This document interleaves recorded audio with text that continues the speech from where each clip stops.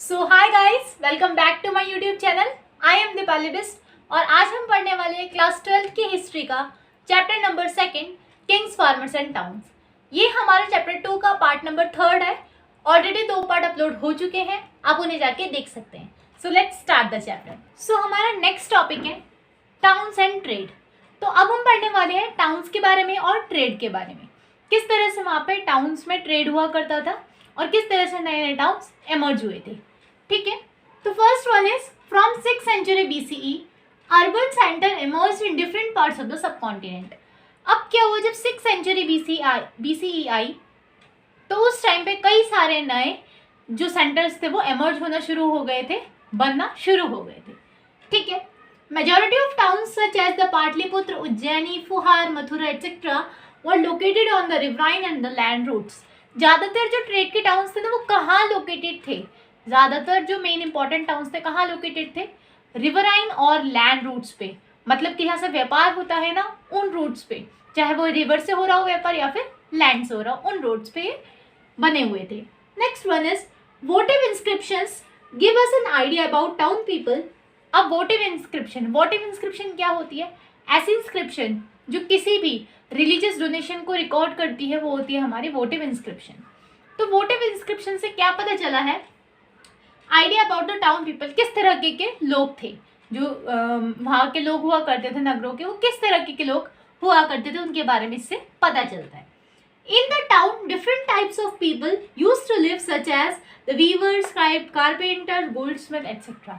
Towns में कई तरह के लोग रहते थे, जैसे कि बुनकर हो गए, हमारे सुनार हो गए, लुहार हो गए, किंग हो गए, मर्चेंट हो गए, ये सारे लोग टाउन्स में एक साथ रहा करते थे। Artisans and traders organise in guilds और श्रेणीज। ज़्यादातर जो आर्टिशियंस थे और ट्रेडर्स थे, व्यापारी थे, वो गिल्ड या श्रेणीज में ऑर्गेनाइज होते थे, मतलब उनकी गिल्ड बनी होती थी या फिर श्रेणीज बनी होती थी। ठीक है, guild procured raw material, regulated production, marketed finish good. Guild का काम क्या था? मोस्टली उसका मेन काम ये था कि किस तरह से रॉ मटेरियल लेके आना है, फिर क्या करना है, प्रोडक्शन करनी, किस तरह से प्रोडक्शन करते जानी है चीज़ों की। Next one is marketed finish good. जो गुड बन चुके हैं, जो तैयार हो चुके हैं, तो रेडी टू सेल है जो गुड, उनको क्या करना है, किस तरह से मार्केट में लाना है, उनको बेचना है, उनका व्यापार करना है। Trade was confined with in the sub continent. Trade क्या हो रहा था? सिर्फ सब कॉन्टिनेंट में ही फैला था, उसी के अंदर सीमित था। बट एक्सटेंडेड टू ईस्ट, और कहाँ तक था? ईस्ट तक, नॉर्थ अफ्रीका तक, वेस्ट एशिया तक और साउथ ईस्ट एशिया तक, या फिर चाइना। ठीक है, इन जगहों पे जो हमारा पूरा व्यापार था वो फैला हुआ था इस टाइम में।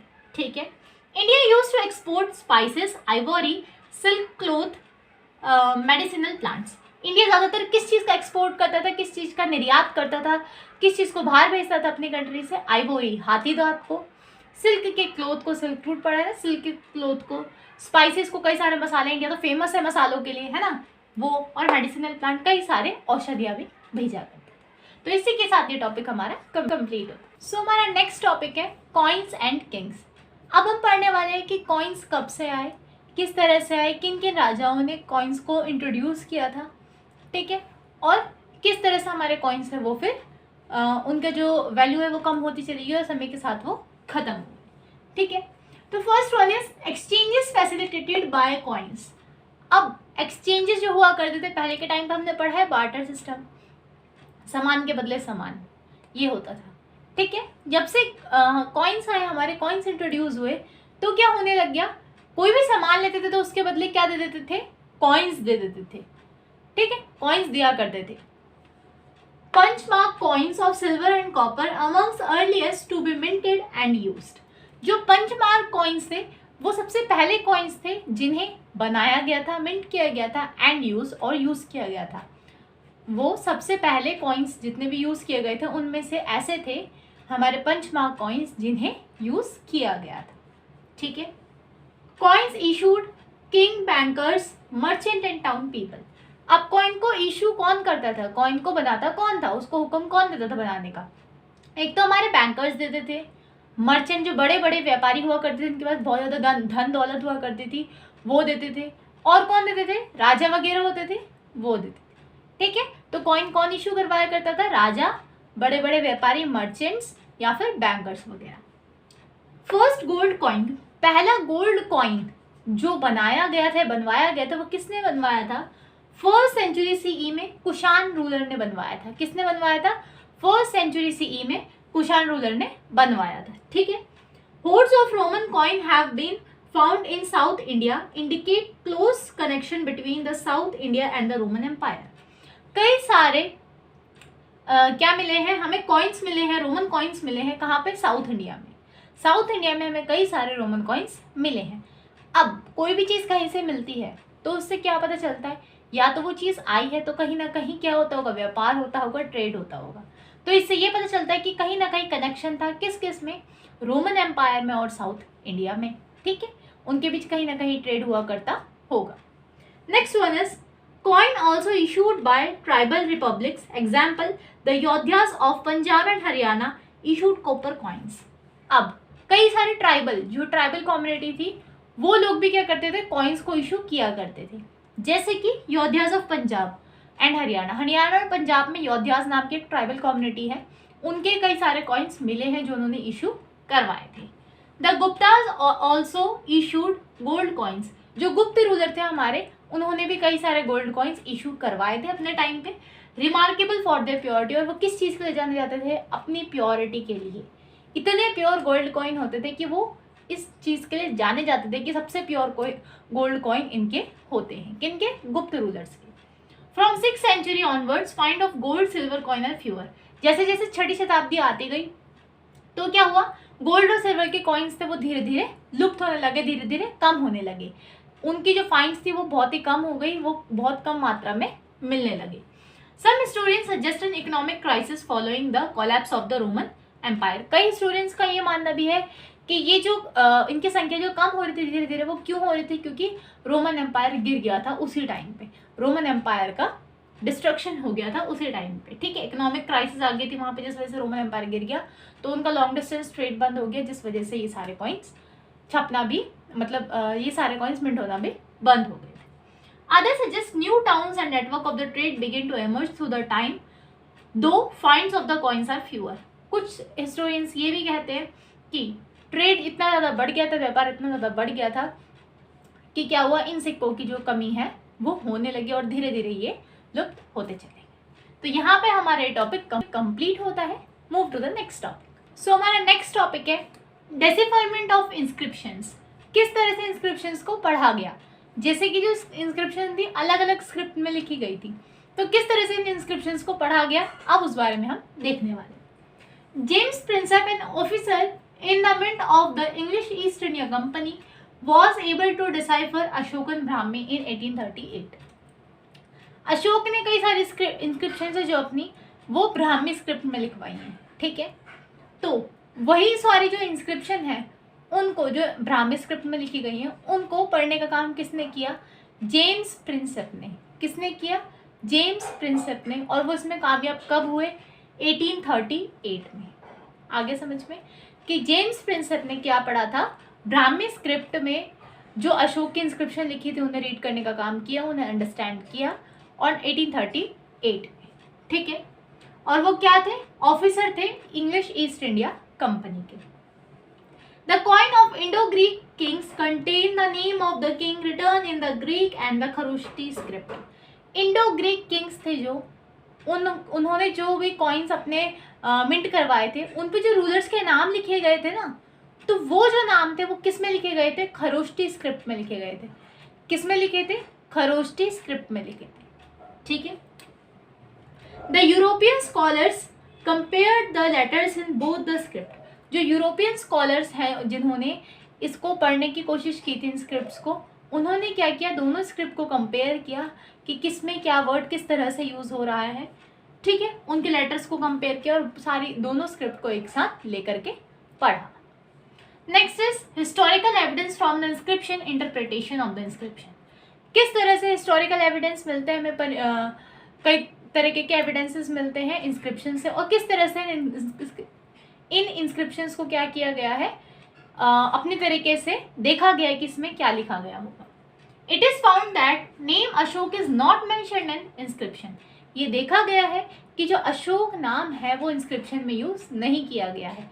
जो भी अशोक ने इंस्क्रिप्शन लिखवाई है उसमें एक भी जगह अशोक वर्ड यूज नहीं किया है, ज्यादातर इंस्क्रिप्शंस में, ठीक है, ज्यादातर इंस्क्रिप्शन में। किंग रेफर्ड टू एज देवनम पिए, बिलव ऑफ द गॉड और पियदासी, प्लीजेंट टू बी होल्ड। उसमें जितनी भी इंस्क्रिप्शन लिखवाई गई हैं उनमें क्या है कि जो अशोक है या फिर जो किंग है उसको नाम से नहीं पुकारा गया है, कुछ टाइटल से पुकारा गया है। वो टाइटल क्या है? देवनम पिय, जिसका मतलब होता है बिलफ ऑफ द गॉड, एंड पियदासी, जिसका मतलब होता है प्लीजेंट टू बी होल्ड। तो ऐसे टाइटल्स से उन्हें पुकारा गया है। By examining the content, style, language and palaeography of these inscriptions, epigraphist knew that they were issued by same ruler. जब एपिग्राफिस्ट ने ये सारी ही इंस्क्रिप्शन को पढ़ा जो इस एरिया से, सब कॉन्टिनेंट से मिली थी इस टाइम पे, तो उन्हें ये पता चला कि सबके स्टाइल सेम है, सबकी लैंग्वेज सेम है, जिस तरीके से लिखा गया वो सेम है, कंटेंट सेम है, पैलियोग्राफी सेम है।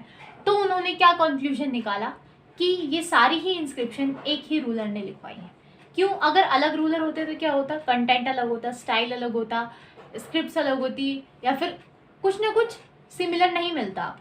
बट इसमें सब कुछ सेम है, तो उन्होंने ये कंक्लूड किया कि सेम रूलर ने लिखवाया होगा जो सारी ही इंस्क्रिप्शंस हैं। तो कई सारी बुक्स ऐसे भी मिली है, टेक्स्ट ऐसे भी मिले हैं जिसमें अशोक रेफर किया गया है किंग, ठीक है। तो इसी के साथ हमारा टॉपिक कंप्लीट होता है। सो हमारा नेक्स्ट टॉपिक है लिमिटेशन ऑफ द इंस्क्रिप्शंस, कि इंस्क्रिप्शंस की लिमिटेशन क्या क्या थी। लिमिटेशन मतलब होता है कि क्या बुराइयां थी इंस्क्रिप्शंस में, ठीक है, या ड्रॉबैक्स थे क्या इंस्क्रिप्शंस के। लेटर्स में भी फेंटली एनग्रेव्ड, जो इंस्क्रिप्शन होती थी उन पे जो लेटर्स होते थे वो फेंटली, बहुत धुंधले करके खोदे जाते थे, ठीक है। इंस्क्रिप्शन में भी डैमेज और लेटर मिसिंग, इंस्क्रिप्शन जो मिली है उनके लेटर कई सारे मिसिंग है, जिससे हमें पूरी इंफॉर्मेशन नहीं मिलती है या फिर अधूरी इंफॉर्मेशन ही मिलती है। क्यों? क्योंकि अगर कोई वर्ड का लेटर मिस होगा तो आप कैसे पहचानेंगे कि वो वर्ड क्या लिखा गया है, इस वजह से। Next one is not sure about exact meaning of the word, word का एग्जैक्ट मीनिंग नहीं पता होता है। जैसे ही वहाँ पे कोई वर्ड लिखा गया है, ठीक है, तो उस टाइम पे उस वर्ड का क्या मीनिंग होगा, या फिर वो वर्ड किस कॉन्टेक्स्ट में, किस संदर्भ में यूज किया गया होगा, इसके बारे में हम कुछ नहीं कह सकते, ठीक है। Next one is it may not last with ravages of time, जो इंस्क्रिप्शन है वो काफी टाइम तक नहीं बचती हैं, समय के साथ वो भी नष्ट हो जाती हैं। So what available at present is simply a fraction of what was written. तो आज के टाइम पे जो चीज़ें मिली हैं, इंस्क्रिप्शन के जो टुकड़े मिले हैं, तो हम ये भी कह सकते हैं कि जो टोटल चीज़ लिखी गई होगी वो जस्ट उसका एक पार्ट है, उसका एक फ्रैक्शन है, पूरी चीज़ हमें नहीं मिली है, रियल इन्फॉर्मेशन नहीं है हमारे पास। Next one is it doesn't provide a complete idea about political economic history. जो इंस्क्रिप्शन है उनमें कुछ ही चीज़ें नोट की गई हैं, तो वो हमें पूरा आइडिया नहीं बताती, पूरा एक व्यू नहीं देती कि उस टाइम की पॉलिटिकल हिस्ट्री किस तरह से रही होगी, ठीक है, उस बारे में। It was return from the point of view of person who commission them, और जो इंस्क्रिप्शन होती थी वो सिर्फ उस नज़रिए से लिखी जाती थी जो उसे लिख रहा है। जो व्यक्ति इंस्क्रिप्शन को लिख रहा है वो अपने नज़रिए से इंस्क्रिप्शन लिखता था, या जो लिखवा रहा है वो अपने नज़रिए से इंस्क्रिप्शंस को लिखवाता था। बाकी लोगों का क्या नज़रिया है, उनका मानना क्या है, उनके आइडियाज़ क्या हैं, इस बारे में कोई चीज़ नहीं बताई गई है। So routine agricultural practices may not be recorded in the inscription, और कई सारी ऐसी चीज़ें हैं जो डेली बेसिस पे हुआ करती थी बट उन्हें इंस्क्रिप्शन में रिकॉर्ड नहीं करवाया गया, और वो बहुत इंपॉर्टेंट चीज़ें हुआ करती थी। फॉर एग्जाम्पल जैसे कि एग्रीकल्चरल प्रैक्टिसेस होती थी, किस तरह के टूल्स यूज़ किए जाते थे, इन सब बारे में नहीं लिखवाया गया है। तो ये सारी चीज़ें अभी तक हमें नहीं पता। तो ये थे हमारी लिमिटेशंस ऑफ द इंस्क्रिप्शन। इसी के साथ हमारे चैप्टर यहाँ पे कंप्लीट होता है। आई होप आप सभी को ये समझ में आया होगा। Thank you.